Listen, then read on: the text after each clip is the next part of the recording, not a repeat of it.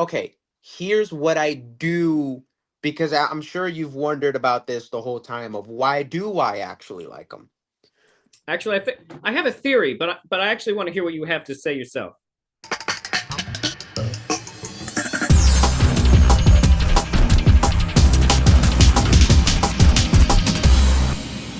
Hello, and welcome back to Ruben Uncut. Today we're going to play a game called Can I Get People to Talk to Me on Omegle About Politics? All right, please like, subscribe, comment, ring that bell, or whatever it is you do on whatever platform you're receiving this. Engage with the algorithm. All right, let's see what we can do. Oh, what the fuck? That's an interesting response to just my face. Howdy. I'm glad to know you're not 25. I I'm not appreciate that 25. clarification. No, I don't know how to change it. Someone Oh, I was on here one day and someone told me it said I was 25, and then I looked into things, and Omegle does not won't let me change it for some oh, reason. dude, let me be honest with you, man. It doesn't even say it on there. Okay, they said Yeah. I someone asked me about it, so I assumed it said it somewhere. There's a lot of liars out here. There's a lot of liars. Don't fucking believe them, bud. Okay, Don't fucking believe them, Ruben. okay, Don't man, believe them. I They're appreciate not. They're that. telling you lies. I Okay, think. I don't know. I'm not sure. Halfway fucked up right now. okay, that's fair. I'm just telling you my truth, what I see. Okay, You know what I mean? all right. Would you be interested in talking about politics with me? Sure. Depends on which way you're gonna go. Nah, it doesn't really depend. But I'm a pretty level-headed guy. Okay, all right. How would you describe yourself politically? Me, traditionally libertarian Oh, okay, with more conservative views. okay, all right. That's an interesting one because libertarian can mean a lot of things. Hmm. But okay, that's fair. I am. In fairness, I'll just I am a democratic socialist. Okay. Um, big D, so to speak. What? How do you feel? How do you feel about the current? How do you feel about America's current political climate? America, to be honest with Wait, you, yeah, it says you're from America, so. yeah, yeah. To be honest with you, Mhm. you know, I look at things in a very pragmatic way. Okay. Um, but again, I have my own morals, my own beliefs. Okay. It's all subjective. Um, Some people the say that. political climate, I think there's a lot of polarization. That's true. That's A hard to lot of argue with. it's a lot of polarization, and to be honest, I'm a solid 70-30 or maybe 60-40 on Trump himself, Okay. just because, I do believe, you know the motive is correct, but sometimes the execution just it doesn't match. It doesn't necessarily match the description. You get what I'm saying? Okay. I Like the think I understand headline what you're doesn't saying. match the story. Does Maybe that we could, make sense? yes, I would say how do you feel about specifically Trump? Like, Specifically, mm-hmm, to be honest with you, mm-hmm. I don't put it this way.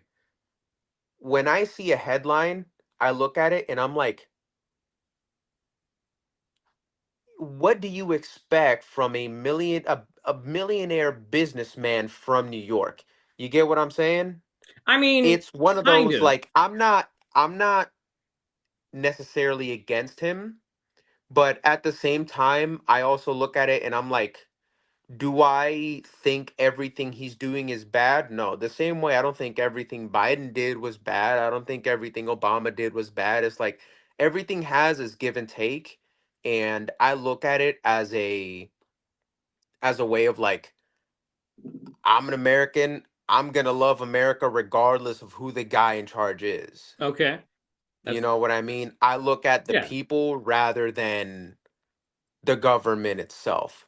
Well, I mean, Um, you kind of have to, right? Like, because on a certain level, what a politician does is related to them as an individual. yeah, So right. the And powers that that's be are just the mechanisms controlled by those people. exactly. And if I'm being honest with you, if and you can disagree with me, that's totally fine. Okay. If it were me, if I were to say who would be the best president for 2028, again, totally open to disagreement. That's totally That's fine. cool. I mean, I'm kind of here Um, for a little bit of a back and forth, So it's all good. Tulsi Gabbard. To Okay. me, Tulsi Gabbard is honestly like if she were to run in What do 28, you what do you like about Tulsi Gabbard? What do Tulsi Gabbard, she's level-headed. she's She is really that's the one you're gonna go with for Tulsi That's what Gabbard? I would go with. That's what I Really? would go with. Yeah. How what do you know about Tulsi Gabbard?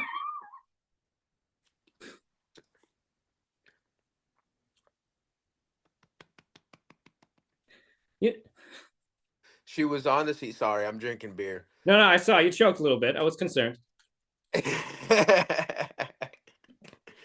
No, she was on the seat. She was in charge of Hawaii, Yeah. and well, she was a representative Yes. for Hawaii. That's where. Yeah. And during that time, you know, I looked at it and I saw the way that she was speaking about Hawaii, the things that were going on in Hawaii, the injustices that were going on in Hawaii, the things that were going on with the corporations and the companies and the resorts that were trying to take over, the land Okay. from Maui, the people that this is their land and they're trying to use bullshit underwriting Okay. as a way to take over their land. When I heard her talk about that, I was sitting there and I'm like, damn, dude. And then, I was listening to her just talk about her background. You know what I mean? She Okay. served. I'm honestly more familiar with her background than I am with her actual time in Hawaii. I'll be real with you. And also I've been paying attention to her doing more lately. But yeah, no, tell me some more about her background. I do know No, some of that's the fair. background, but like So what's she something that she stands was in the out to you? military. Yep. Yeah, she Okay. was in the military. She did serve. Hmm. Um And to me personally, I think that who better to be the commander in chief than someone who actually was in that position, serving the government, working for the government, putting their life on the line for the government, you know what I mean? I understand To what you're saying. actually represent them. Okay.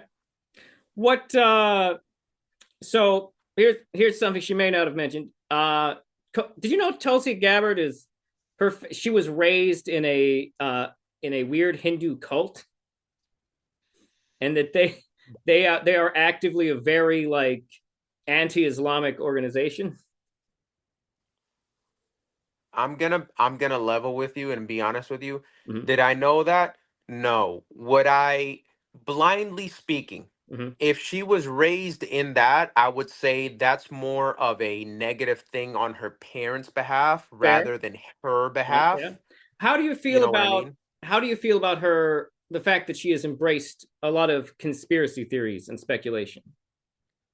To be 100% honest with you, I think that the way that things have definitely gone, the last couple of years, American citizens, us finding out about certain things, whether they're true or untrue, you get what I'm saying? It's like, I mean, excuse I me, get sorry. the gist of it.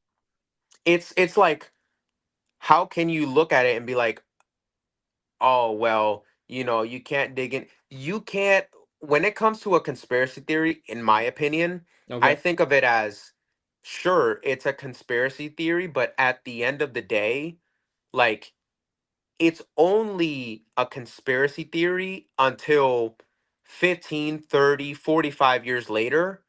they can actually confirm whether it is or whether it's not true. But, given Sometimes, as things sometimes. only get declassified, maybe you get what I'm saying? It's Yeah, like, no. I mean, the answer to what you said is sometimes. Sometimes we hear about it. Of course, the thing is that exactly. often if the conspiracy theory is not real, you actually won't hear about it because there's not actually anything to report. And that's exactly why it stays as a conspiracy theory and it doesn't turn into a truth.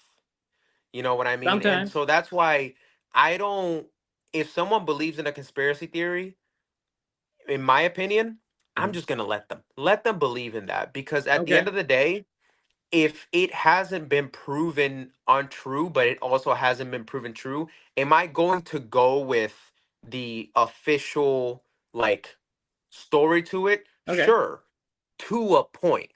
Because at the end of the day, we all know, are we really going to trust Big Daddy upstairs? I don't think we should do that at 100%. Technically, you can never trust power, but you can also not have a society without putting at least some trust in power. And that's the big thing, it's you have to have that medium between, you know trust and, that Mhm. kind of like, I don't know, that, okay, I feel you, I trust you, I get you, and that, not so fast, bud. You Mhm. know what I mean? I think, to me, it's very, again, like I said, I classified myself as more of a, traditional libertarian with more conservative views. Why? So, Because I do believe in more traditional values so myself. like, It so doesn't, like, what's a traditional value you believe in? Traditional values is simply, more so the American dream. The Okay. the All American right. dream to me is more on the traditional values. Very. Like, I That's a should very be able. specific type of traditional value, but yeah, no, please elaborate. Well, it's that type of thing, where I should be able to, you know, if I want to, get married, Mhm. purchase a home, Okay. have a job with steady income. You know what I Be mean? nice. Like, be able to retire at a reasonable age. You Okay. know what I mean? Like, Mhm. that's what I feel like is traditional, because in my opinion, and this is going on to a whole other thing, but in my opinion, I feel like, in my search for for a girlfriend, a future wife, I see it and I'm like, damn, like, so many young women nowadays within my age range Okay. are looking for things that are so unrealistic, especially for that age range. They're looking for a man that has all these things that a 45, 50, 55 year old man has at 20 to 25 years old. You get what I'm saying? I mean, And it I becomes a understand the general struggle. concept, It, but it like, becomes a struggle. but like, is that? But I can't help but feel like that's also like sort of an image that's put in our minds in the media that specifically chooses to highlight women who are more attention seeking. And that's a big thing, because the problem, Like, again, this is going more towards the traditional thing. I personally feel like there's so many, you know, and I'm going to say men and women, because mhm. men have these unrealistic expectations of, oh, she has to have big this and big that and True. beautiful Yeah. this and skinny that and wide this. And it's like, the women tend to be like, oh, well, he has to make this much money and have this and have that.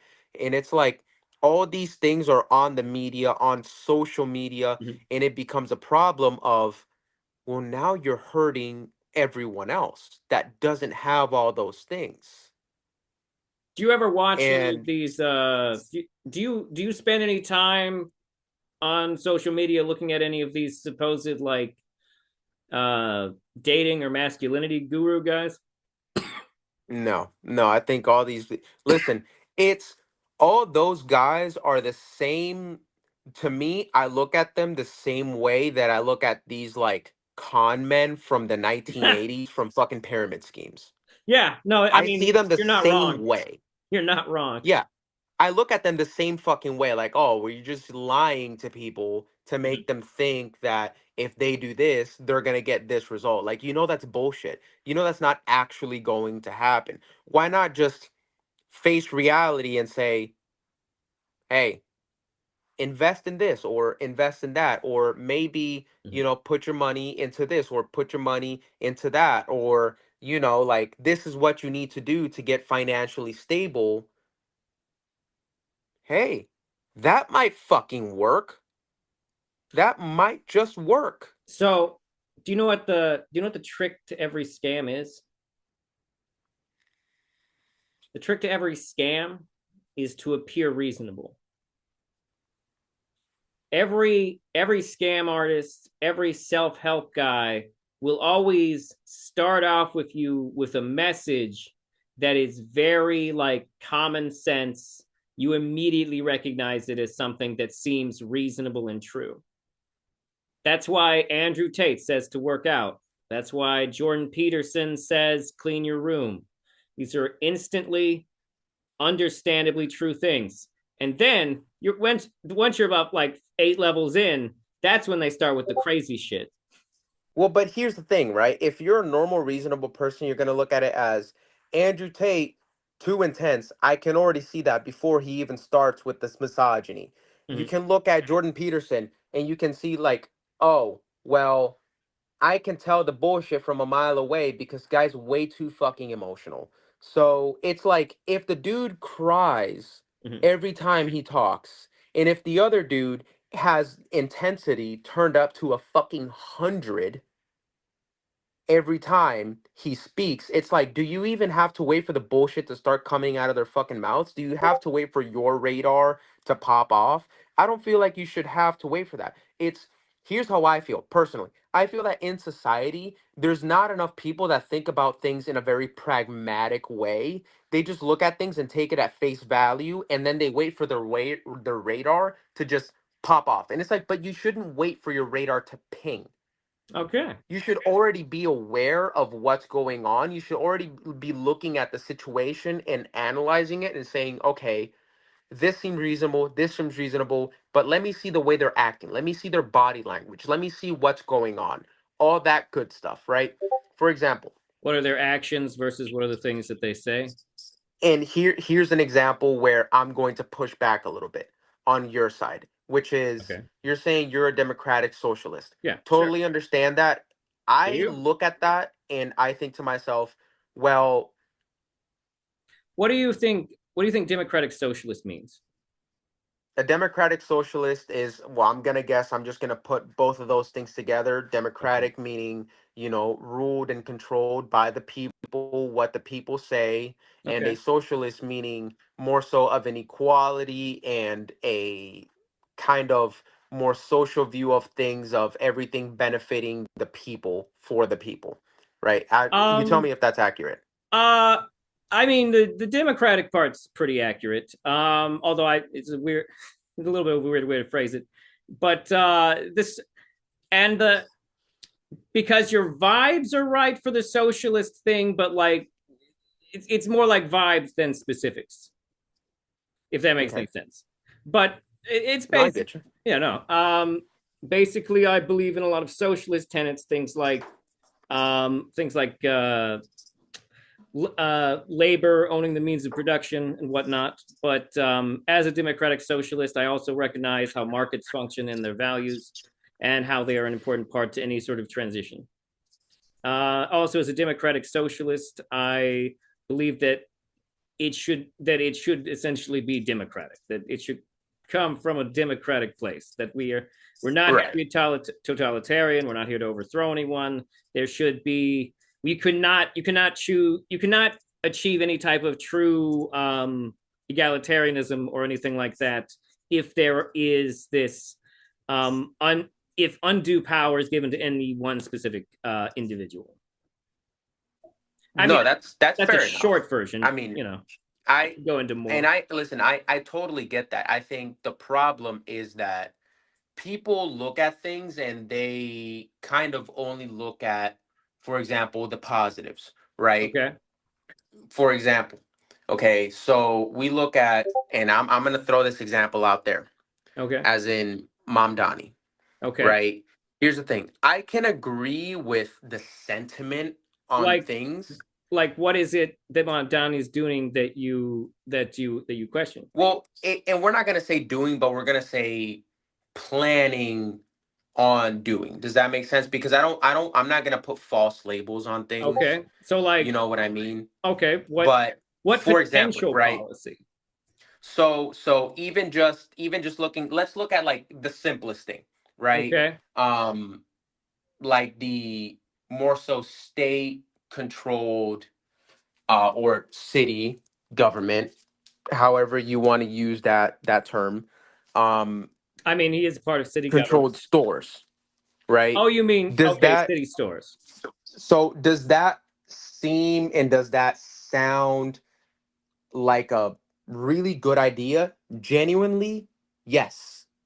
Yes, it does. Listen, like I said, Hmm. it's I'm a libertarian in a way that there are certain things where I feel like, yeah, I can lean on to the other side and say, I think this is a good idea. Okay. But the thing is, an idea is only good.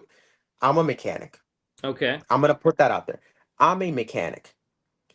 Okay. So you'd be surprised how that in itself actually plays onto how I feel about certain things. I'll be real with Um, you. I would not be surprised. That's how a lot of people operate. I'm not surprised at all to hear that.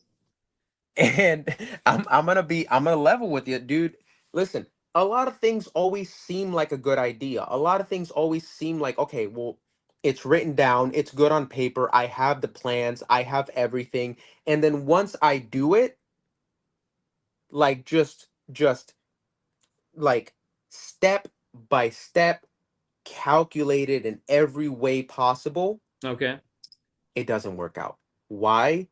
Because maybe it worked with that one specific thing, but like a vehicle, like an engine, that's kind of the same way society and government works. You get what I'm saying? You can Well, fix one thing, but it doesn't mean that all these other things that because it's supposed to be a well-oiled machine. You mhm. get what I'm saying? And so Well, all these so things work together. Here's the thing though, and this actually might be important to understand that there is actually a fundamental flaw in the analogy, which is that engines are machines that are built from the ground up with a pre-design. All cities, all governments are built one piece at a time over a Mhm. continuous period of time. There's Well, it's it never going to be like an engine. In fact, well, it can't. listen, I totally do not mean to cut you off. Well, obviously I'm cutting you off, but It's it's I okay. don't mean it I with a was bad kind of at the intention. end of that point. But it here's the thing though, right? You would think that it's all engineered and created all to be good and working as one. But here's the problem. I actually wouldn't think that about a city. Well, the thing is though, but I mean about a vehicle, Yes, about a vehicle, I would. right? So here's the problem with that one, right? Okay. You're more educated about that. I'm more educated about this one. Mhm. All right. So we got two people that are more educated about that specific thing, Okay. and that's a good thing. I All actually right. like that. Okay. So the thing is, when it comes to a vehicle, you know what a mechanic hates the most is Um. an engineer. Okay. The guys who Hmm. design it, that actually, Is an I've had a engineer. lot of car trouble recently, and I've Well, been poor enough to but dismount a car before. So like I think I know what you mean there. I think I but this is understand why they exactly would what I'm hate an saying. engineer. Yeah, this is exactly what I'm saying though, because we hate the most the engineer, but the engineer hates the designer the most. The designer hates the accountant the most. Okay. This is getting The interesting. accountant hates the shareholder the most. The shareholder hates the fucking government that says, hey, there's certain regulations, meaning now this might all get fucked up based off of this one regulation because now they have to make a vehicle that is strict on this, and that is not going to sell well. And Okay. who hates all of them is the buyer. The consumer. and that controls everything. So you get what I'm saying? Everything all works. There's a line, there's a chain of different. So it when we're talking about a vehicle and government, I look at those things in a very similar way, because there's always one more person, one more thing, more bullshit, more red tape, more shit, more opinions, more this, more money, less money, all that good stuff. Good stuff. Okay. And so it when it comes to that, that's how I look at it, because Okay. everything I look at it at an automotive perspective. Okay. You And know what I mean? so just to remind us, how does that? What does that have to do with grocery stores that would essentially be run like post offices? So the reason that I say that is because going back to mechanic versus engineer versus designer, Mm-hmm. right? Okay. You look at it and I see it as, okay, well, this plan worked well for doing this on this engine or this car part, right? But all of those things are designed obviously with a purpose, but they have to work with other things. Mm-hmm. They have to function with other things that have their own function. Mm-hmm. And then everything, if you, let's say you had this whole plan and everything, well, maybe it worked, Okay. but now this other thing is not working correctly with that. You get what I'm saying? Yeah. So No, there will always be you have to toe this fine there will line. always be innovation will always breed disruption. Innovation will always breed disruption. That's why And we this is don't sort of my have a thing. huge horse and carriage market anymore. It's sort of the thing, where it's like, you know, we can innovate. We can It will always make this disrupt something. process of going to the store and the way the stores function, we can make that better. We can innovate on that. We can make that better. But does that necessarily mean that, it I'm gonna put it this way. And I'm a this might honestly give you a pretty big clue as to Okay. why I am the way I am and why I Okay. feel the way I feel. All right. At the end of the day, and this is very self acknowledging, I'm a fairly cynical person, especially when it comes to government. Okay. Why? Because Because there's you look at a politician and no, I you're was like, gonna say oh, because there's decades of propaganda about it. corruption, propaganda, corruption, all this bullshit. And you look at it, and you're like, oh my God, I really like this politician. I like the things they're saying. I like what they're doing. Like, this is awesome. The This thing is you have to great. And then you remember, look at their fucking portfolio. And then you're like, oh my God, dude, you're supposed to be making 240,000 or, $170,000 a year, and you're worth how much? well, I don't know if I like you anymore, well, because this just that's shows the that's level of corruption going on. There's a lot of insider trading going on. How do I know you're not bought out? well, that's it's because we don't have good controls on capitalism. We don't restrict it the No, we way it don't. should be.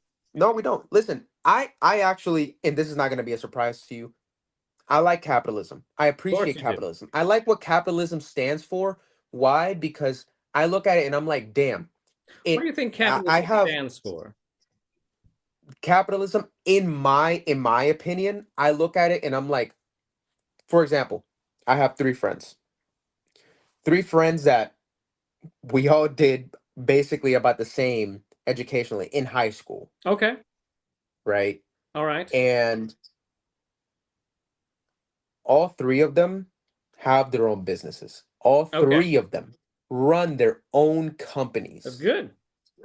Two of them run construction companies. Okay. One runs a a farming business. Okay. And he specializes in farming equipment Okay. I was gonna and ask if that was contracting for farming, I was gonna and ask if all you that meant stuff.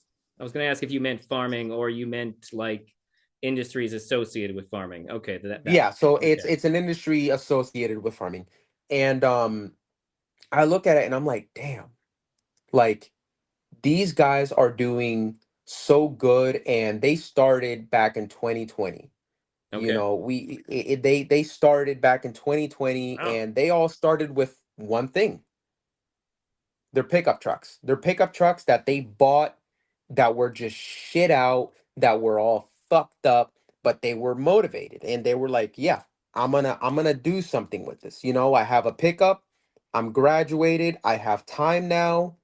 I'm gonna just do whatever I can. And all these guys just started, and we're talking the middle of nowhere, North Carolina. Okay. All right. This isn't, And yeah, this isn't city daddy connection, daddy's money. This is like so they're just as broke as their fucking daddies. And I look at it and I'm like, damn, these guys are all starting out, and now they all have fleets of triaxle, quad axle fucking semi trucks. They're all out here doing all of this. One of them did buy his okay, so own they're property, his doing own they're lot. doing well. They're doing well. Right. They've got their They're doing well. businesses. And It's exactly. And I look at capitalism and I'm like, you know what? That in my head, that's what capitalism stands for. Is your ability to go out there, have nothing, and you well, make they didn't have something nothing. out of that. Well, they didn't have Hmm? nothing. They had trucks.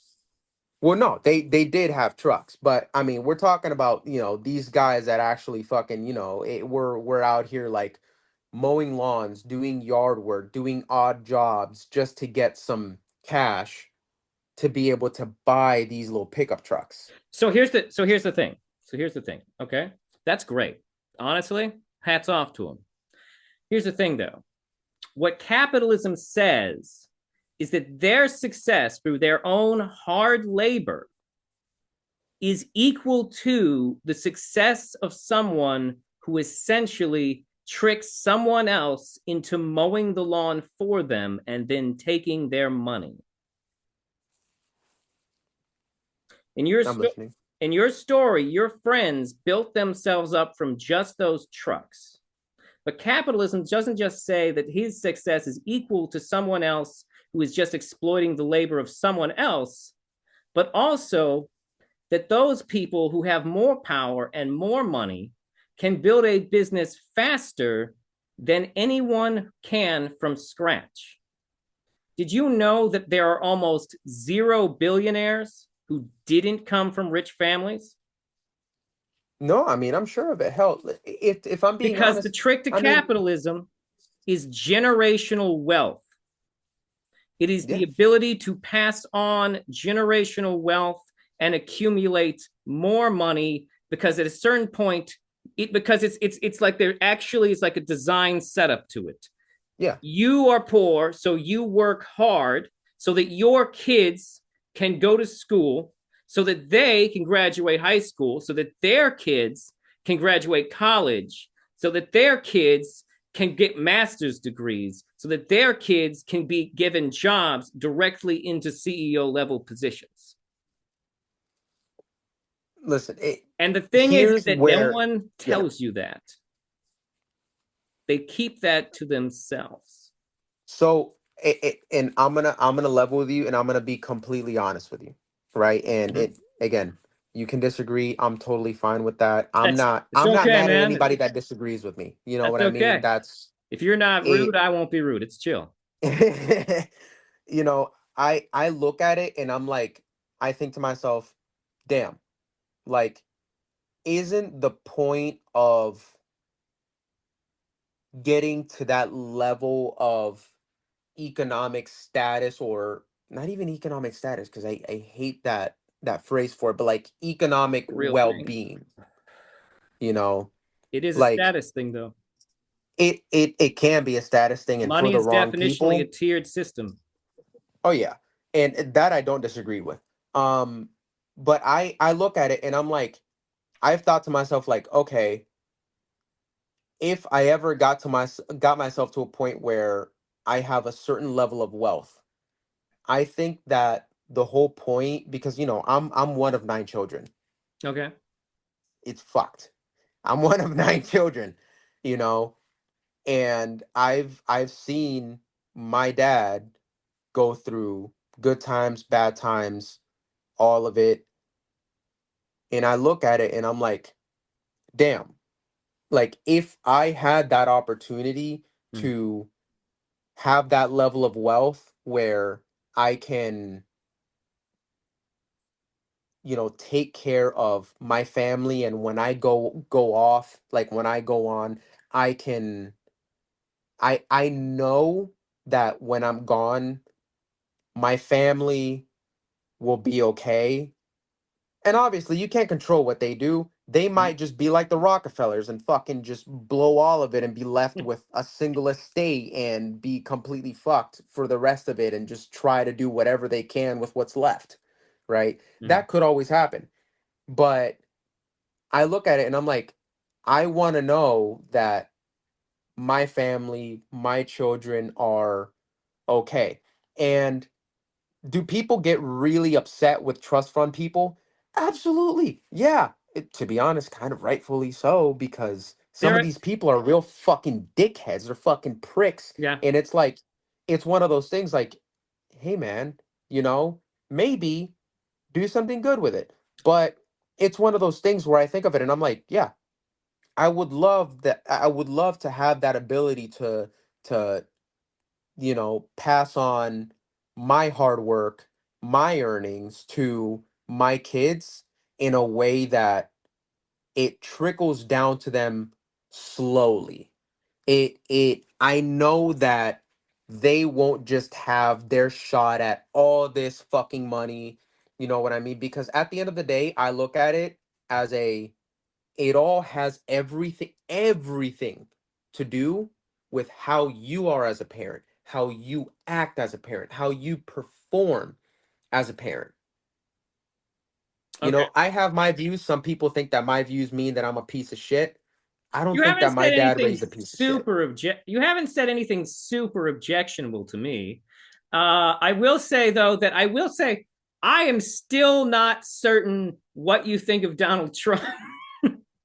like, What do I think of Donald Trump? do If you I'm like being him or honest with you, not and like him? That's I guess that's really the question because he's very again, polarizing. There's not I'm normally people fairly who are neutral. I'm fairly 60-40 on him. I'm Okay. 60 on the positive and 40 on the negative. So what Um, specifically that Trump has done do you view positively? Just name any one like action that he like a government policy or something. Action. So I look at it like one, right? Birthright citizenship. I think that in itself is one of those things where that can create a problem You do when it understand though comes that to, it's considered a fundamental part of our constitution though.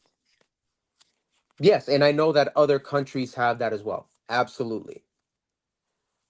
But here's how I personally, here's how I feel about it, right? I look at it and I think to myself, okay, let's say a woman, I don't know her background, could be positive, could be negative, Mhm. could be something very good, could be Okay. something really fucking bad, Okay. right? I think, let's say a woman from another country comes to the US illegally, Okay. right? All right. And Technically she speaking, this could also comes, happen just with anyone who was on vacation and was pregnant. yes, But yes, it could. Yes, it could. But at the same time, I also think like, for example, a lot of people, right, are like born in Germany let's. Well, because I don't want there's to. I a don't want to lose. military I don't want to get you base. off track. I don't want to get you No, off no, no, track. no, no.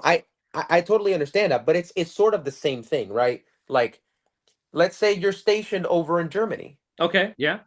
and you have your wife there or your significant other, whatever, Mhm. and you have your child there on base in Germany or Okay. right outside Two of of my base two in of my Germany. very best friends were born on American military bases in Europe, so I know exactly what you're talking about. Yeah.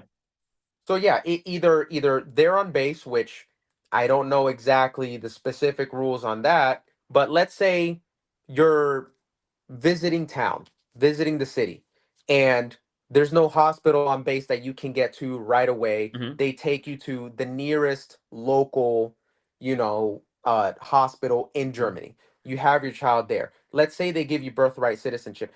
Okay. What is the point of that? What is it? So many There's a other lot of benefits people. to dual citizenship. Well, listen, no, there's a lot of benefits. I don't disagree with that. But here's what I'm saying, right? Hmm. So many other people are waiting in line, Just so you are know, doing their immigration is absolute not a best. linear line. Like immigration is not a linear line. There's like multiple types of No, immigration. So limit yes, it literally can't be a linear line. You can't take another person's position in line in immigration because no, no, everyone is actually held up by their own like paperwork. no. Listen, I'm not saying that. I'm saying I'm saying that I look at it in a way of there's so many other people that had to work so hard and are actively working so hard. They're putting their lives on the line. They're putting their savings on the line. They're doing absolutely everything possible to get in that position.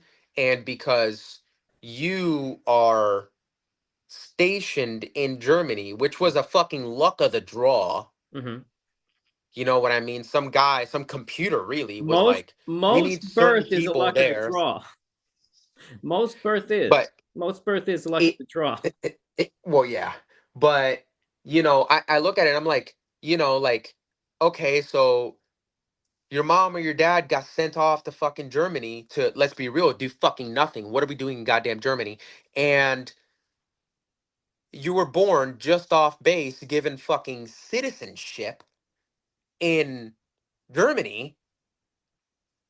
First of all, you did nothing for that. Your What should it, parents did nothing for that. so You here's a did question. nothing for that. What should a person have to do for citizenship? What should a person have to do for citizenship? In my opinion, are we going off of, my opinion based off of what the I process is here? I mean all you can really tell me is your opinion, I feel like. But The yeah, way, no, what like here's why I asked. Here's why I asked. yes. Because like with that line of reasoning, shouldn't everyone have to do something for their citizenship? Like, what is the concept of deserving citizenship? I'm not saying that certain people aren't deserving of it, but what I am saying is that I look at it in a way of, Why should you it be know, earned? And why should some people not have to earn it?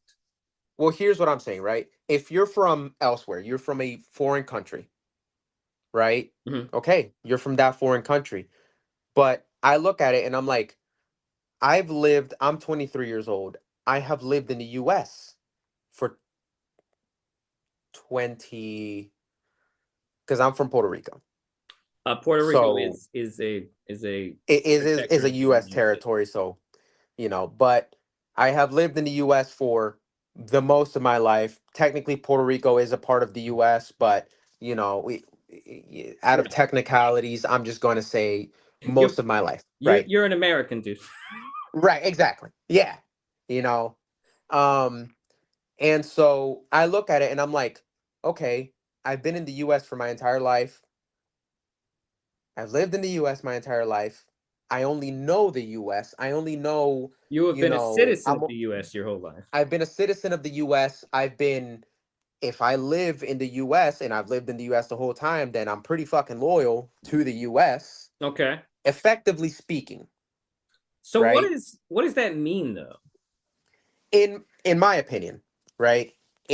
What I think it means is more of a, if I'm in the US, I've always been in the US, I've always lived in the US, and I decide I want to move to this place, there is a not only physical shift that has to happen, but there's a mental, a psychological, and somewhat of an emotional shift that also has to occur during that process. For example, uh, my direct manager right now. He is in the U.S. He has been in the U.S. for the last 4 years, under asylum status. Okay. Why? Because he is from Venezuela. He's lived his entire life in Venezuela. Okay. He was fairly successful. He started two companies, Hmm. and out of nowhere, well, obviously they live in a fucking dictatorship. They the government decided, I want to take your land. Hmm. Um In and fairness, so, in fairness, America's done that too.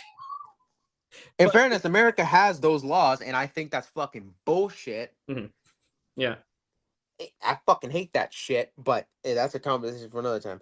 Um, but the thing is, he he told me, we talk every day. We spend all day together, and he told me straight up. He says, "Listen, I'm gonna be honest with you. The moment that motherfucker gets out of office, I'm going back." And I asked him, Most asylum seekers, a lot of asylum seekers "Yeah, would like to go back to their countries. yeah, That's not why they're no, here. no, absolutely, absolutely." And I asked him naturally. I asked him, "Hey, well, how come?" Not like necessarily in a negative way, just in a purely curious Mhm. way, because he has a nice house here. He didn't come here dead broke. He came here, having a fair amount of money. Why? Because he built businesses down there, and he started being fairly successful. It's And worth noting that if he went back with his American money, he would also be significantly more comfortable. he would be. He honestly, really genuinely would be. But the thing is, he invested here. Hmm. So he's not Yeah. renting, he purchased a home, So America here. benefits from his presence. Exactly. He bought himself a nice truck, after spending some time here. He bought himself a nice truck and all that good stuff. And so I asked him, I'm like, because I'm thinking, okay, well, he's honestly living a pretty financially comfortable life here. I want to at least know, like, what exactly, why he feels like going back is, better for him. I'm not questioning Mhm. why, but Yeah. I am curious. And he says, I'm from there. I've lived 45 years down in Venezuela. Everyone I know is down in Venezuela. My family is down in Venezuela. He goes, Venezuela is my country. That's my home. That's my place. And I am always going to want to be there Yeah. because that's what I know. Yeah. And I totally respected that. I don't Now, think negatively of that at all. yeah. And the point that I'm getting to, I was gonna say, what is the what is this? the What does this point bring us to? the point is, no matter how well you start doing in another country that you've moved on to, there is an emotional and a psychological attachment to where you're from. There can be. And if let's say somehow, because he is 50 years old, let's say somehow he got drafted onto the military and we fucking out of nowhere went to war with Venezuela and on a Looking full likely. draft and all that shit, right? Looking possible. My What I would think in my head is, now he has that emotional, moral, psychological dilemma. Do I fight for the country I'm in, or do I fight for the country I'm from? Well, just to remind you, the key detail of his story is that he Hmm. would like the current leader of Venezuela to be removed. So he would Yes, fight but for us. yes, That's yes, but that, like here's the thing. his interest aligns already. The answer's right there. But well, here's the problem. When you're shooting at people, you're not shooting at the guy you hate. You're shooting at the people under him. Yeah. And they're Oh, not yeah. necessarily there by choice. He has multiple family members that have been drafted onto the Venezuelan military that do not want to fight that fight, but they have to. It's true. Does that make sense? And so it gets to that again. It really is a genuine dilemma of, I mean, life you is know, full of if complicated moral questions. yeah, yeah, and it gets to that point of who does he fight for? You know, because he's not fighting him, he's fighting them. He's fighting his people, not I mean, the dictator he was under there might before be he some left. moral complication there, but it is worth noting that one consistent throughout history is that there have always been people who were willing to fight to Yes, essentially undo whatever government was running their current country. yes, no, Like those absolutely, people always absolutely, exist. Um, absolutely. but like here's the thing though, man, is like what I have to wonder though is still I what what should a person have to earn?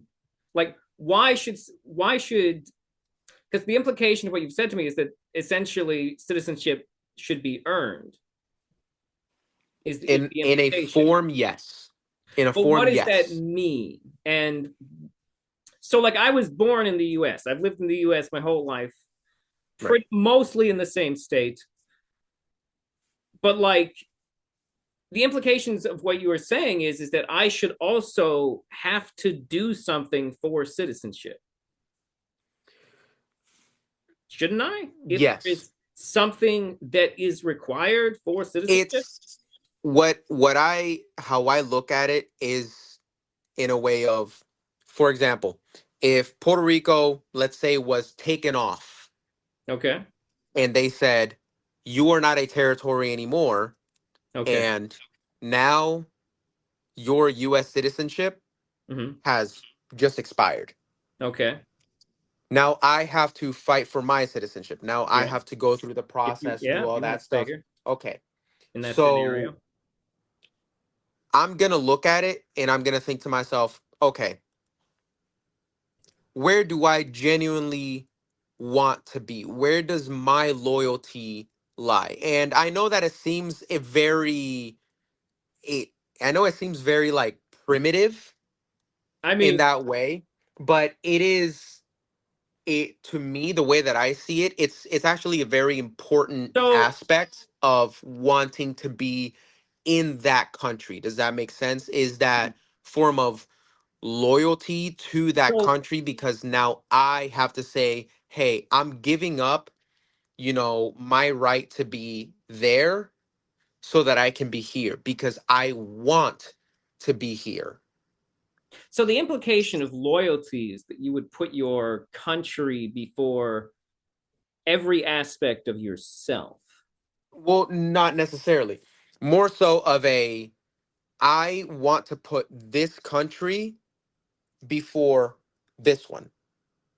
Does that make sense? The same way if you get married and you have kids, your loyalty is almost always going to remain with your children because your wife can cheat on you at any point. Your wife can leave you at any point. She can do all these things at any point. She's not connected to you by blood. She's not legally connected to you in any other way other than a piece of paper that says we are married. Okay. Your children are connected to you by blood. Yeah. Your Sure. children are connected to you in a way that your wife cannot be connected to you. And it's one of those things where that's how I know the analogy is a little bit weird and it's not necessarily apples to apples, Okay. but on the base level, it's a very similar relationship where you have to pick that loyalty. Are you going to pick your kids or are you going to pick your wife? Because at the end of the day, you also have to remember your So kids are going to turn 18 and they're going to be out of the house. They might not talk to you. They have that option. The same way your country can betray you, the same way your wife can betray you. But you have to put that loyalty and you have to make that choice. You get what I'm saying? I have the basic understanding of what you're saying. Um, I don't necessarily know how strongly I would tie what you're saying, though, to whether or not I think people should have to earn citizenship. There's obviously people and individuals in the world that would be problematic citizens, but I don't know. The the basic concept of basic basic concept of feeling like I should have to. I just there's no real reason for me to choose between countries. No, I listen. I feel you And it's in worth what you're noting that saying. like most a lot there is a big difference between immigrants, asylum seekers, Yeah, temporary workers. These are all very definitely. different kinds of people. But like No, even of in the course. cases of some asylum seekers, some of them do end up becoming full citizens at some point. Sometimes people do choose the US. Absolutely. Like these things are measured Absolutely. on an individual level. Yeah. I don't necessarily know if there's a way to like address what you're talking about without like some level of additional authoritarianism. So here's how this is a very basic way of phrasing it that again seems a little primitive and heartless, but I'm gonna just put it this way. If you don't want to be here, if you're not going to be here and actually, you know, But like I guess my point is like why are we comparing asylum seekers to people who do want to have citizenship? well, Because ultimately it's not that's the question of necessarily birthright citizenship. it's not necessarily a comparison. It's more of a example on where it can be similar. It's not the same. It's not identical, but it's similar. I don't know. I'm not seeing like why this is a reason to end birthright citizenship though. Well, I see it as well the same way that, in a weird way, I see it the same way that you see rich people that didn't work for their money. Okay. I see it that same way. You did nothing for that. You were born into the money. You didn't earn that. You Hmm. didn't work for it. You didn't put anything into it, and I now mean you just that's have not it for no exactly reason. It not no, really it's my not. issue. Again, it's My not exactly. It's not apples to apples. It's not apples to apples. I'm saying on the baseline. Mhm. On the baseline, again, not exactly. Listen, I'm not trying to trap you. This isn't some No, gotcha. I'm you're not. good. I don't You're play good. that game. You're You good. know. For me, it's simply but I'm looking at it on the base level of the same way that the same way people view rich kids that are just born into wealth.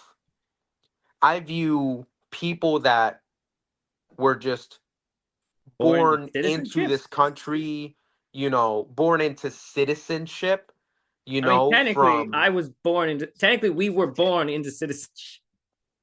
well, in a way, No, we yes, were. absolutely. We were In born into Yeah, citizenship. no, listen, in a way, absolutely, yes. But the difference is, how did your I don't know how far down the line, but like, how did your great grandparents get here, or your great great great grandparents to get here? How did your ancestors get here? Obviously, the process was different then, but there was still some form of a process, and I do personally believe that you should have to go through that Yeah, process, it used because to be if called you Ellis don't Island. go through that process, then that means that So you yeah. we actually have not always had a process.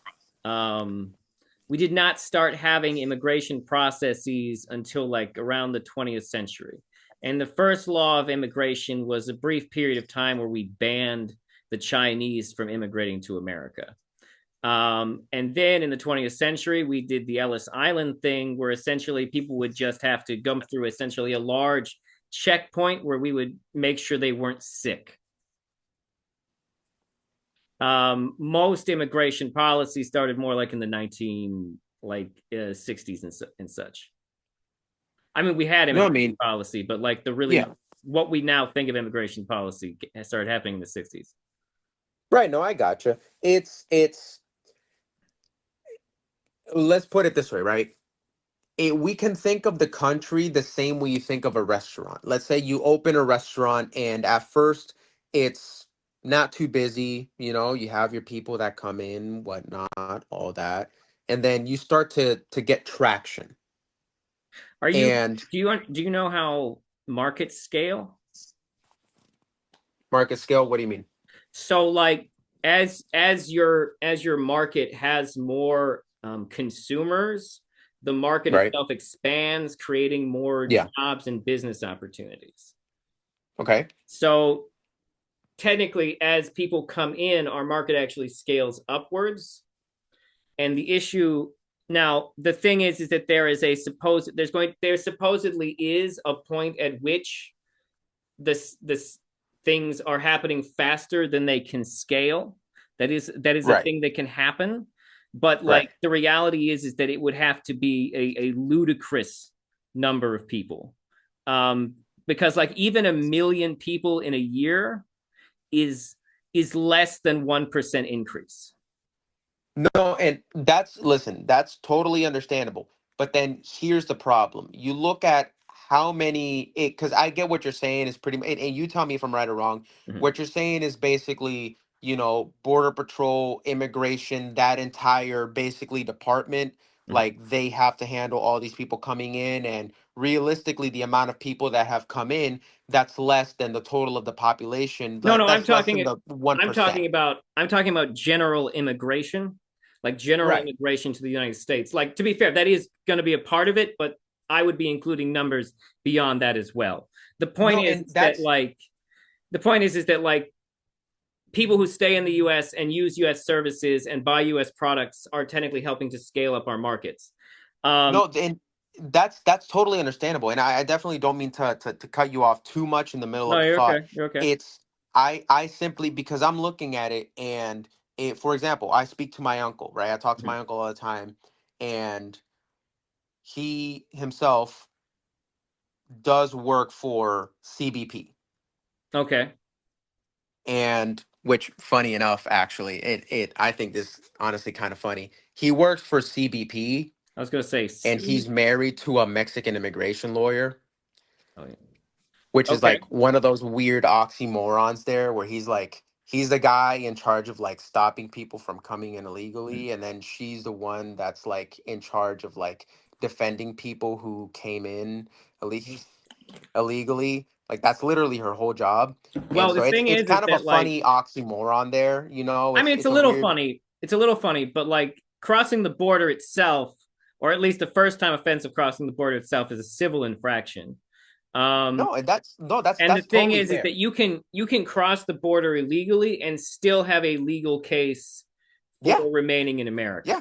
No, you can. Yeah, you can. I mean, you can apply for asylum. You can apply for all these different things. Mhm. There's definitely different processes for all of it. That's totally fine. Mhm. Here's where I'm kind of caught up in kind of what you're saying about this whole, people coming in and it's the total is less than 1%. Listen, that's totally understandable, but It's actually significantly less it than 1%. then here's what I'm thinking about, right?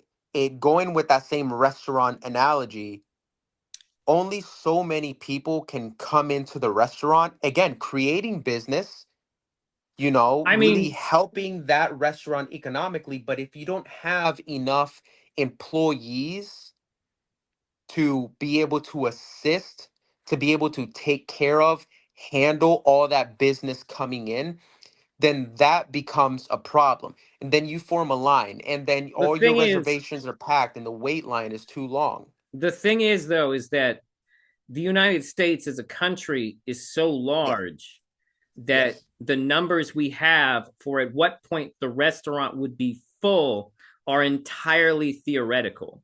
Like they've No, and never that's like we're we they would be we don't know what it would be because it would have to be a lot. And no. like You're definitely right. there's like a ludicrous there are parts of America that have ludicrously low populations. In fact, You're listen, you are totally right. And I honestly, I genuinely, I love the fact that you're coming back at me with like an actual, a really reasonable, like, mhm, even I within the try to be analogy. reasonable. I try to be And reasonable. me too, honestly. I try to be as respectful and reasonable as possible, even though some of the analogies are weird. But here's the thing though, right? Okay. It's the employee taking the phone calls for reservations, Okay. or the person working the front desk. Those people would be like kind of like Border Patrol, kind of, I Those guess you could people say. are, yeah, they're definitely, there's not enough people there Mhm. in my and it again, my uncle works there. He tells me this shit. He tells me about this shit all the time. He's like, we're not equipped to handle as many people as we have to handle. Listen, do Yep. I think that the immigration process should be easier and cheaper, more affordable? More efficient. Yes, absolutely. But at the same time, do I think that they still need to take their time, vet people, check people's backgrounds, I do the mean, it's. things that they really need to I mean, the do to thing make is it sure really that people shouldn't take cross that safely? long to do those things. Like No, it shouldn't, but here's the thing, right? Mhm. For example, a tier 2 background check in the US takes between 3 to 7 days to actually go all the way through, Yeah, right? it's pretty not slow. But that's because we have a system. Mhm. We have a whole nationwide system where they have to go through all of the systems. Now, I mean, imagine if you had to do that for a whole different country that does not have a system that is I mean, as we're. inefficient as our system is not as efficient, that they're not so fully willing to comply in certain cases, you know, and it I starts to mean, become a bit of an issue. I mean, are we? I mean, are we? How efficient do we know if those relationships are? I mean, we're Right, part of a exactly. lot of we're close, or at least we were close allies with the immediate Central American countries to the south of us. Um. Oh, here's what do you think about them giving $40 billion to Argentina to bail them out? It what I heard. I don't know the full truth. What I heard Mhm. was a clarification that it wasn't a bailout, because I'm sort of 50-50 on this. You never know, because it's always one of those things where the media is going to tell you two different things depending on what side you're looking at, and even if you look in the middle, it's weird. But it one side says it's a bailout, the other part says it was a currency exchange. Yeah, do you I don't know know why too. that I don't know is? about that. So it's definitely weird on this whole, is it a bailout? Is it a currency exchange? I don't really know which one it is, I because mean, I don't our feel like money I'm is gonna worth get the significantly. truth. Our money is worth significantly more than theirs. Yeah, Um, absolutely. and the reason that we're doing this is, well, it's actually a couple of reasons, but one of the main reasons is that Argentina is actively trying to. I don't know what the fuck they think they're doing to their economy. It's fucking insane. But they want to change. They want to use U.S. currency for their standard currency. They want Okay. to be inside our currency essentially. And part of it's because they're it's part of that is because they're connected to Peter Thiel. I don't know if you're familiar with Peter Thiel. If you're Yes. not familiar with Peter Thiel, you should look him up. But Peter Thiel is heavily anti-democracy, and he actively wants to see if an anarcho-capitalist state can work, because that's what they're trying to do. And so far, it's not going good. No, it listen, I feel you. I think the only thing that I can, because I listen, I see the negatives. I try to look at the positive things, not blindly, Mm-hmm. That's but fair. simply so that I'm not sad all the time. I try to look at the positives and things. No, you I can't. know, I can't blame you. Can't um, blame you. the only the only positive thing that I can really think of another country starting to use American currency is simply that their market now you know, shares value within our market, and that could possibly extend our market in a way that can be positive. Knowing how corrupt all these different countries are, God knows if that would ever fucking happen. Um, but realistically looking at it, I can only think of, okay, well, maybe the only positive is just that, yeah, it's just an expansion of a market. The negative aspect is if Peter Thiel is actually connected, well, there's a reason JD Vance wants to get disconnected from fucking Peter Thiel, and that's Does because nobody he? fucking likes Peter Thiel, and everybody tells fucking JD Vance, hey, if you're gonna I fucking don't think. run at some point, I then don't think you they're really going to want get to rid be of Peter Thiel. disconnected from that guy. I don't Hmm? think they're going. I don't think they're. I don't think that's happening anytime soon. Peter Thiel Mm-mm. already has a significant government contract. No, he listen. I know he funded the fuck out of JD Vance. No, no, I no. know that I for a know that fact. too. That's not what I'm referring to. Peter Thiel is the guy behind Palantir. Palantir is the Oh, new super surveillance system the Trump well, that administration makes is no. That make developing. no. I know what Palantir is, and that makes me Okay. even more sad. But yeah, And no, listen, he's that's the guy another in one of charge those of that. things. That's another one of those things where I'm that 40% on fucking on Trump, which is like the whole AI thing. Listen, I'm all for innovation, whatever, man. Do your fucking thing. This whole AI thing, it to me, I don't look at it positively because I think to myself, I'm like, that shit can get dangerous. And unrestricting massive corporations that Yep. take up land and resources And electricity. untaxed, that's fucked. That's fucked. Do you know how much I pay in taxes for my house? 3 bedroom, 2 bathroom in Southwest Florida. Do you know how much I pay in taxes yearly? Damn near 5,000 fucking dollars a year. Okay. That's fucked. That's like 3 houses in fucking Kentucky. I haven't looked at that market. I'll have to check that out. It's well, when you if you ever do, it's bad. It's bad. It's It's bad. bad. It's bad. So it's like, how come I have to pay this much on a state that doesn't have state income tax?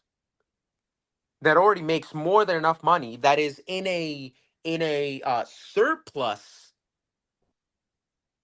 economically is in a surplus, and you're gonna be like, next year my my property taxes are expected to go up, but you're Because gonna of take data these massive centers. corporations and you're gonna say, hey, why don't you come here over here, take up land, fuck up environmental protected fucking zones, you know, make sure the turtles and the gators and all of these beautiful birds don't have a fucking home, and just take that land untaxed. Don't worry about it. Do your fucking thing and take up all of our fucking resources and dump your shit fucking everywhere, all up in the Okeechobee, do all that bullshit. That irritates the fuck out of me. That irritates, especially being in Florida, that irritates the shit out of me. I don't like that. I don't like that. I don't like that fucking guy. I don't like that fucking company. I don't like the fact that Trump fucking did that. I don't like that. Do I like a lot of other things in the fucking in the big beautiful fucking bill? Sure.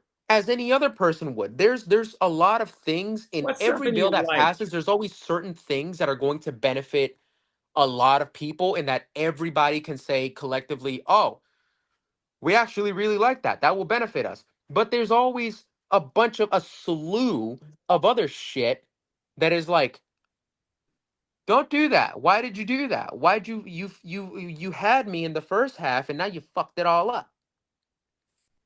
You know? It's Well, that's because that's why you got to stay in the middle. that's what big bills look like. Big bills That are is what never big bills look like. They big should bills ban are omnibus always the ones bills. you should worry about. Yeah, they should absolutely There are ban plenty of omnibus things. bills. There are plenty of things that are passed in small bills. But it's the big bills where they put in the shit that's fucking you. That's when you have to be scared. That's when you should say, When he's I don't know that. like, I don't that's know the about that. thing, is that Trump is a salesman. He knows how to stand up on a stand and like sell Absolutely. you a lemon. That's Yeah. like when he like the second Donald Trump like you should be alarmed by the word big, but Donald Trump's like throws the word beautiful on it, and now it's like, well, Yeah. maybe it's nice. Yeah. But listen, here's okay. Here's what I do Because I'm sure you've wondered about this the whole time of why do I actually like him? Actually, I have a theory, but I actually want to hear what you have to say yourself. I'm gonna be honest with you. Again, I am more of a pragmatic person, and I'm sort of old school in certain ways. And yes, I am 23 years old, Okay. so there's a lot of characteristics there Okay. that can say as to why. But if I'm being honest with you, as immature as it sounds, something about me likes the fact that he's not so collected.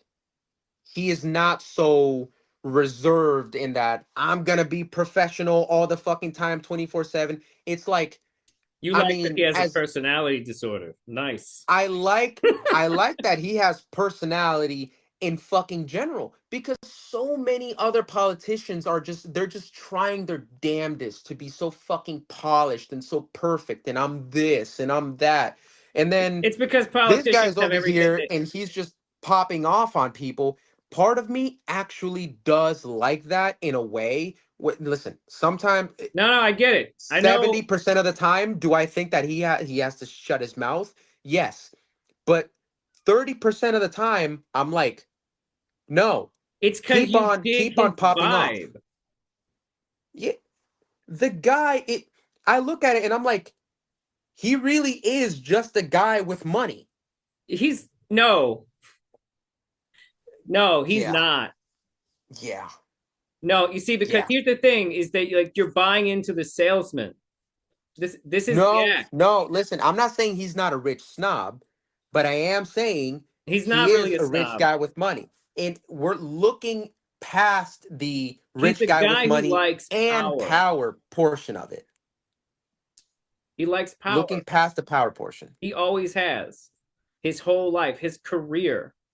His But career is about looking good and having power. yes, absolutely. Absolutely it is. Absolutely it is. Listen, I'm not saying he's not an asshole. I'm not saying I'm he's not. not a dick. I'm I'm telling not you that saying these he's are. not a douchebag. Hold on. Here's the thing, though: is I'm not even saying he's any of those things. What I am I am. saying is that he is a salesman. Yes, absolutely. This is the game. You are buying what he wants to sell you. He A is, portion of you has to. A portion of you has to. You know why a portion but of these you are also has to? okay. I used to work in sales. I used to Me sell too. shit. I And the used to one sell thing I cars. learned is it's all about manipulating people. Yes, Sales is about manipulating people. absolutely. And that's Hence what why I he got out of does. it. I felt bad. He likes the people who like Trump like him because he has super powerful vibes. But if you read Yeah. in his life, if you look up the things he's done, you will Mhm. realize that it is mostly vibes. To be honest, He values appearance over material reality. In his book about the art of the deal, he talks about his basic values. And his values are essentially this: attack, attack, attack, always be attacking. Never go soft, never go silently, always go hard. Deny, deny, deny. Never admit to anything, never agree. wait, hold on. Finally, I don't mean to cut you off. That second point, we do both have to acknowledge that's 99% of politicians. That is politics though. It is deny, deny, deny. And we do have to until both you're caught. acknowledge that. Until you're Until you're caught. caught, and then you deny again, and then use Yeah. a lobby to pay you out a whole bunch of money, and then fucking Hold on though. get There's out a of third Congress, one. and then join a There's fucking a massive third one. corporation. There's a third major point he has, which is Yes. never admit defeat. Hmm. These are the basic values of a person who does not value the truth. Because in To a his point. mind, To a what point. in Trump's mind, appearance and narrative is more important than material realities or outcomes. You can Yes, but win. by just bullying your way into everything. And that's what Trump operates on. And listen, I'm not gonna deny most of that. I will not deny most of that. Again, I'm fairly pragmatic. I'm just gonna look at it and say That's yes or called no. when you I'm not gonna deny most of that. it's But called postmodernism. He's a but postmodernist. if we take a long, hard fucking look at the Democratic Party, It's if we're irrelevant. being honest, it is basically the same fucking thing. It's irrelevant though. It's the same fucking thing It's though. not the same And thing. but this is It's this not is but what I this is why I that's the look at it. thing. It's not the same thing. Trump's It's behavior is basically the same thing. unprecedented. It's No one basically the has same thing. ever pushed to consolidate power in the executive inside the United States this far. The closest being Dick Cheney, who was the first person to really try to expand on unitary executive power. Yeah, but nobody actually likes that guy. No one likes Dick But Cheney. it's like on both sides, nobody Dick actually Cheney's a likes that guy. Republican. Yeah, but no, listen. I know a lot of Republicans. Most people don't like Dick Cheney. Yeah, no, You everyone can hates Dick ask Cheney. everybody hates Dick Cheney. But this is the thing though, is that like when you're evaluating an individual, it is irrelevant what another group of people are doing. But here's why I'm bringing it up, because to me it is relevant. Why is it relevant? Because when you have a problem with one guy, that's one thing, but then when you have to have a problem with an entire party, that's another. You're saying deny, deny, deny. You're saying image over pretty much you're saying image over outcome, basically, right? And You then could say what it was the that way. third one? The third one is never admit defeat, always declare And victory. okay, fair enough. Always declare victory even if you know you're fucked. Okay, but hold on. That third one, if I am allowed, I would like to erase the third one. Let me tell you why. Why? Not because he's not guilty of it, but because that is a purely American thing in the most stereotypical way. But it's also the thing that's Hence, fucked America up over the years. yes, it It is. caused us But more problems than it solved. yes, but at the same time, that's why I refuse to not refuse to acknowledge or admit, but refuse to take the third one as a genuine, you know, this guy's problem, because not gonna lie to you, that's been a genuine America's problem for always. I mean, So yeah, it's it's been not a necessarily exclusive to the one guy problem, but the reason why but I say my that point is, party does matter though is because the Democratic Party does all of those things all at once. And I'd rather have an issue with the whole party, because to me that becomes a bigger issue. We're only going to have to deal with this problem for another 3 years. But if we're dealing with a a lot of party damage can be that done is in a lot of involved in confusion. that the entire time, all of them, then it becomes an issue of fuck. Now we have to deal with the entire party being that way, and then now I have to think We've shit. been our political base, the politics in America have been moving steadily to the right for decades. We've only moved further right at any given moment. But I do have one question though, and now I'm curious about another thing. How do you feel Yes. about tariffs? Tariffs, if it depends. It depends. I'm Because you said you definitely were a 50 libertarian, 50. right? I am fairly libertarian. So Yes. you would be a free market guy, right? So then, like, as a free market guy, how could you do, like, you haven't told me yet, but like, I would be confused as to how a free market guy could support tariffs. So it definitely becomes a bit of a conflicting thing, Because tariffs are because definitionally an attempt to control or regulate the market. Yes. Yes. But when we're looking at a market that is inherently corrupt in so many different Corruption ways, does not matter in a you free market. Corruption is it, irrelevant it for a free does. market. It does. It does because of monopolies. It does Well, because yes, of but once you people achieve a that are monopoly, once you achieve monopoly, you also can't call it a free market. no, you can't. But at the same time, do I believe in a free market? Yes. Am I against monopolies? Yes. Do I believe that we are in a mostly free market? I'd say about 40%, maybe at most free market. I was going to Because say do that. I think that a solid 60% of it Yes. is owned by the same fucking people? Absolutely. The way that I look at it, I think to myself, okay, why would I look at it in a positive way? There's a lot of negatives, but why would I look at it in a positive way, right? I Yes. think to myself, okay, if there's a handful of companies that are controlling so much of the market, what can't they control? They can't control these very small businesses. They can't control those things. And why would I look at tariffs in a better way? Because I look at it and I think to myself, okay, well, are they hurting? Kind of, not Yeah. really, but kind of. Yes. You know? Yes and no. Yes and no. Because they have so much money they're able to throw at things that it becomes really hard to tell if they really are hurting or not. Well, I And mean, the thing so, is, though, is that like you mentioned small businesses, and small yes, businesses are being hurt by tariffs.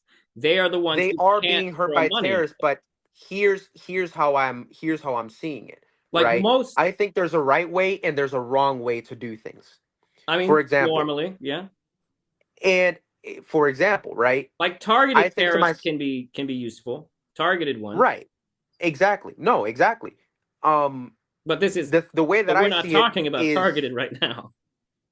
well, but right, but what I'm saying is, let's say there's a small business, Okay. right? Yeah. And you're like, you know what, dude? I'm walking by downtown. There's this small little shop here. Oh, they have all these like cool little trinkets and knickknacks and whatever useful stuff. And you're like, I like that. I think that's cool. Let me go in there. You go in there, and normally when you go into a small business, you're really going to actually pay a premium because it's a smaller business. They have to Hmm. make profit, Yeah. so they have to charge a bit Yeah. more of a premium, which is totally They don't have understandable. this. They can't scale their Yeah, business to the same way right. as a large corporation. Mostly, That's most exactly of the what's wrong with time, capitalism. yeah, I'm most of the time I'm all for. I'm like, yeah, dude, I'd rather buy it from them, pay a premium, to them, and at least I'm supporting them. They're making money off of that, and like they can hopefully stay there and they can thrive, right? Hmm. The problem is, why the fuck am I gonna pay a premium if I can get literally the exact same thing made by the same fucking people, same brand, same everything from a corporate company? You haven't made yourself different. The whole point of starting your own business is to take this thing and either make it better or make it different.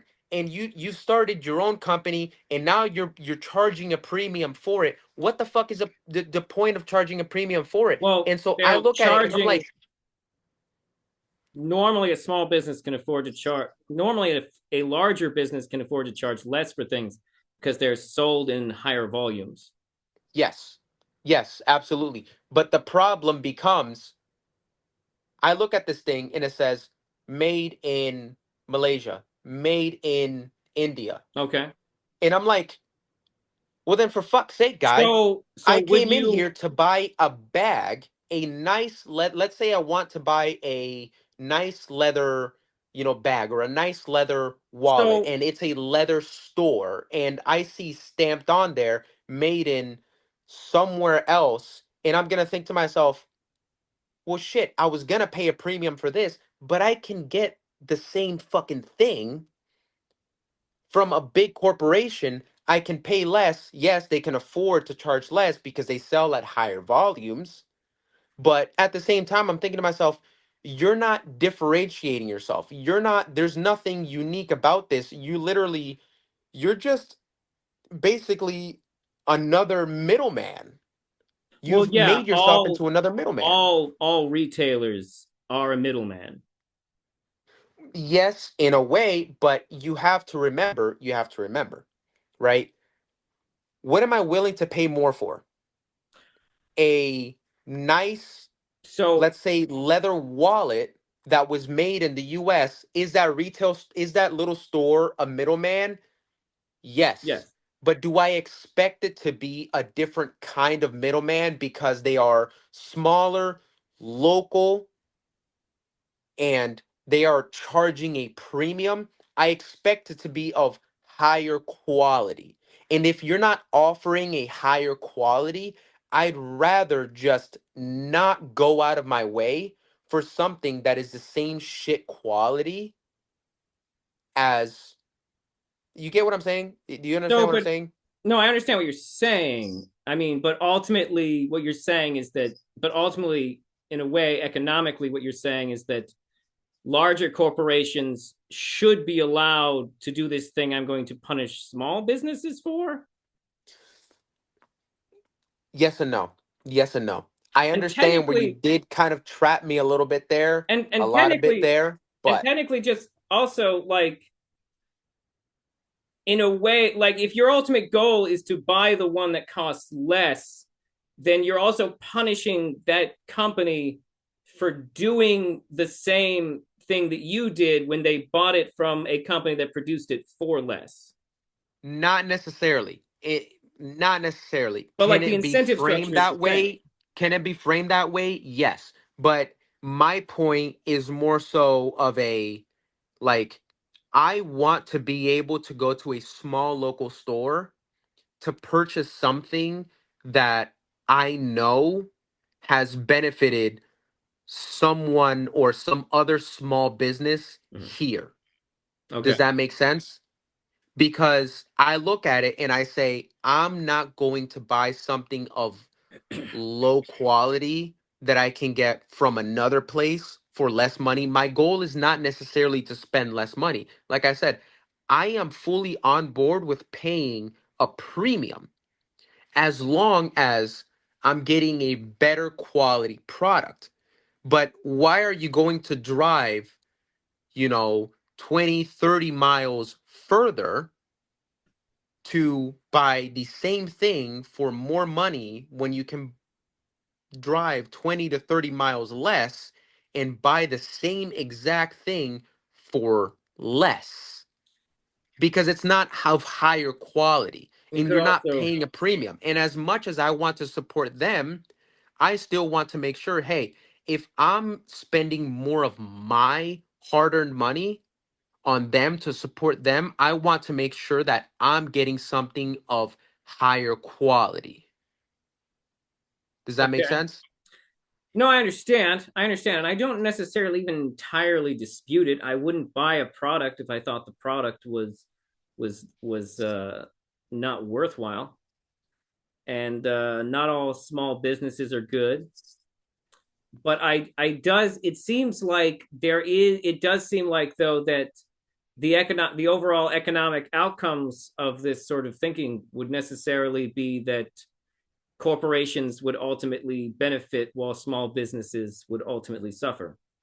No, absolutely. But at the same time, you But have that to doesn't think seem about it beneficial as, to that doesn't seem that seems negative for the American dream.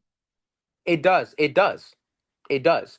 And I'm not going to argue with that at all. It absolutely does. It would be detrimental to, small businesses. But the problem, the way that I see it is, you know, the reason why, all three of my friends' businesses have thrived over the years is because they make sure that they stand out. They make sure Well, they that have they're to. not They don't have a right. market. They don't have market Exactly. dominance. They're They have to stand out. right. They want to make sure that they stand out, and even though they're providing, you know, services that I are was going to say these are pretty, also service based businesses. But the thing is, it's there's also Mhm. massive companies Yeah, that provide the same exact sure. services, Yeah. and they may provide it for cheaper. But why do they pay, more of a premium for their services? That's because they make sure that they provide superior quality. They make sure that they take the time and the effort to actually go out of their way and do the hard work and do all of those things. And it's like, I look at it, and a big it all comes, honestly, it all boils down to a genuine societal problem of, I want to be able to make a quick buck because the corporations are making a quick buck, and I want to do that too. But most people don't want to just buy something that they can just, oh, it's, oh, this is cheap and that, whatever. No, a lot of us really genuinely want to get a nice, better quality, higher quality product. And even if we have to pay a premium, most of us are okay with paying a premium. But the problem is, you, and I hate to put it that way, but you got lazy and you wanted to just make a quick buck, and it makes you just as I, bad as these other corporations because your mentality is the same. It doesn't stray away from it. I mean, I'm sorry, who exactly is lazy in this scenario? Who's lazy? Or I mean, Again, like, are I we hate talking to about say like it. the shop owner? Is that who we're talking about? Yes, we're talking about the shop owner. Why do I say it's a lazy approach? It's a lazy approach because you have gone from, I'm going to start my own business, do all this, put in all that hard work, Mhm. and once it boils down to it, once it comes time for the product to be sold, I'm going to take the easy way out, and I'm going to purchase a cheap product that is of low quality so that I can now sell at a higher volume, and I can do that. Now here's the thing. That screams, "Oh, but that's capitalism, isn't it?" I mean, Absolutely it is. yeah. But here's the thing. Again, as much as I love capitalism, I also love individuals having these small businesses and being able to build these small businesses. But it's like, you need to have a constant flow of that. These businesses ultimately do need to rise up, and at some point, they need to fall. That's nature. Whether it's a business, a person, an animal, a critter, whatever it is, it's going to live, it's going to grow, it's going to thrive, it's going to die. That's the nature of it. Well, It's not supposed to last forever. you mean like how corporations are intended to last forever? Exactly. And like I said, I know that goes backwards with the whole capitalism thing, but at the same time, it's have at it, but just know it's not going to be forever. I mean, There's always going to be a limit, and there needs to be a limit. I think that you should, as a massive corporation, at some point, hey, fucking die off. Let it die. Let it fucking die. The same way Kmart died, let it fucking die.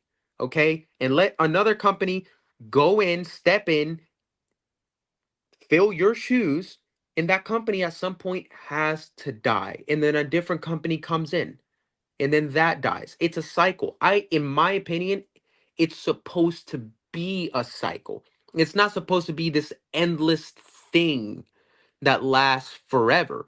That's why I love these small businesses, because hey man, I know exactly what's going to happen. You're going to start small, you're going to sell quality, and then at some point you're going to stop selling quality, and people are going to notice that, and but people so are going to like, stop buying. but just to like bring it back around, the question what I was asking is essentially about tariffs. I still don't Right. understand how tariffs, especially the way the tariffs have been rolled out. I don't understand how they could be positive. Hurt the corporation and try But to like, get these small business owners that have been having the same mentality as large corporations but like, actually but like, get some sense into them. but like, here's the thing though, is that corporations can afford the tariffs, and corporations don't care if they pass the cost down to the consumer. the issue is also is that like, what is the benefit of Donald Trump using what would be the economic stick instead of an economic carrot? What is the purpose of attempting to force corporations to invest in in additional manufacturing inside the United States, if ultimately we could have also attempted to invest in help them invest or incentivize them to invest? I think that there is wrongdoing in enacting tariffs and not enacting tax breaks and incentives with both of those. Because if you do one, you have to do the other. It kind of goes along with that car thing, right? If you do one, you kind of have to do the other. So Well, like the government you hates change to do this and the you government have to hates to change the do other. whenever the government sees an opportunity where they have to do one thing and the other, they're like, let's They're not. gonna choose one. Yeah, Uh, they're gonna just choose one. That's the cheaper way to do it. yeah, no, it's like, okay, we want to go to war, but we also want to lower taxes. Does that work? No, it's insane. Right. But the thing is, it's what again, it's you have to do both. You can't just do one. And that's why I look at it as, okay, well, I think the tariff thing that can work. Like, But hey, do the other two. but work Create to do tax what? incentives. But work to do what? What is it you It think can, the tariffs in would my do? opinion, it can work to get the corporations to either one, hurt them, that brings down business, that brings more business to these smaller, independently owned, stores that are It, more local. It can do that. I'm not saying it will, but it can, right? The thing is, I would disagree with can, but continue. well, but why can't it? Well, why would it? Would actually be the question. Why would tariffs benefit smaller businesses? Because smaller businesses can ultimately undercut. You But get what I'm saying? So no, they if they can't. can, no, the corporations, their game is Everything to made in undercut local America, business. the things made in America won't cost less. They will Yes, cost the but same amount if or if you more. have tariffs, but if you have tariffs, and ultimately the corporations have to raise prices on cheaply made goods made overseas, But that will right? just And the but prices of it's other good. American made products It won't is just be actually cheaper goods. roughly the same or maybe a dollar or two more. People are going to think, well, this is honestly a lot better. I'd rather pay that dollar or two more than get the other cheaper thing But that raised in price, and I'd rather purchase this thing and then help this but American company they'll out. both That's the raise point. in price. They'll both go up in price. They can't both go up in No, price for they the will simple both go up in reason that price. one doesn't have tariffs involved. If the It's American meant to if undercut the other. the entire reason that we buy things from overseas is because we can use them to make cheaper good. We can use them to make cheaper goods in America. And that's what keeps even most American manufacturing uses like metal and plastics from overseas, and those Yes. things will go up in cost. And the thing is the reason they use overseas ones is because they already cost less than when we make them in America, because America also can manufacture those products, so they would rather buy them from overseas. Which the thing is that the American version is already going to cost more because of the American value of the dollar and our labor. None of these things are going to go down. There's no reason a tariff would ever make prices go down. I just want to add some brief commentary there, because so like the conversation you just witnessed, if you're at this point, I want you to understand the important thing, that the major takeaway I actually had from the conversation is this, okay? The whole concept, the thing I learned was that this gentleman operates on vibes. He had vibes based reasons and arguments for all of his positions and points. He used base level common sense to arrive at many of his ideas, and he did a thing that is very common, which is when you lack knowledge of a topic, you instead use the knowledge you already have as like a metaphor for some type of understanding.